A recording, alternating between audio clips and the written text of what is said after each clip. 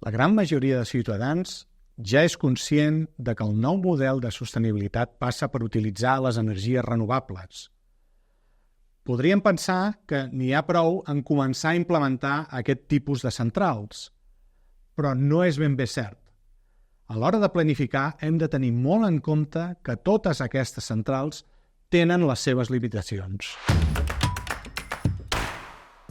Per exemple, l'energia hidroelèctrica a Catalunya està molt consolidada i genera al voltant del 10% de l'energia elèctrica consumida al nostre territori. Però ja no la podem incrementar gaire més. El límit físic el tenim en la mateixa climatologia. Estem limitats per la quantitat de pluja que cau al territori. No podem generar més energia hidroelèctrica que la que proporciona el nostre règim pluviomètric. A més, els nostres pantans serveixen també com a reserves d'aigua. Si fem servir aquesta aigua per generar energia, l'apartem com a reserva per al nostre consum i per a l'agricultura. Altres limitacions són de tipus tecnològic.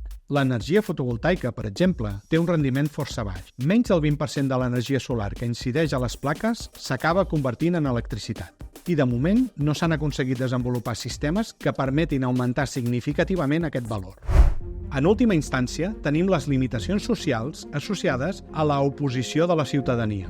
Últimament, moviments com els de renovables sí però així no volen transmetre la idea que l'impacte de les renovables s'ha de repercutir de forma homogènia sobre tot el territori. Però això no sempre és possible. De la mateixa forma que alguns pobles van desaparèixer amb la creació d'uns pantans, els recursos com l'aire es generen en determinades zones del país i no en d'altres, i són aquestes les que es veuen afectades per la implantació de molins de vent. Si una comunitat considera, doncs, que l'impacte que genera la presència de molins de vent sobre el seu territori és excessiu, la solució no pot passar per col·locar-los en una altra zona on els recursos eòlics siguin petits. La pregunta correcta seria: el benefici global compensa l'impacte local? En definitiva, hem de tenir presents les limitacions que tenen les fonts d'energia renovables.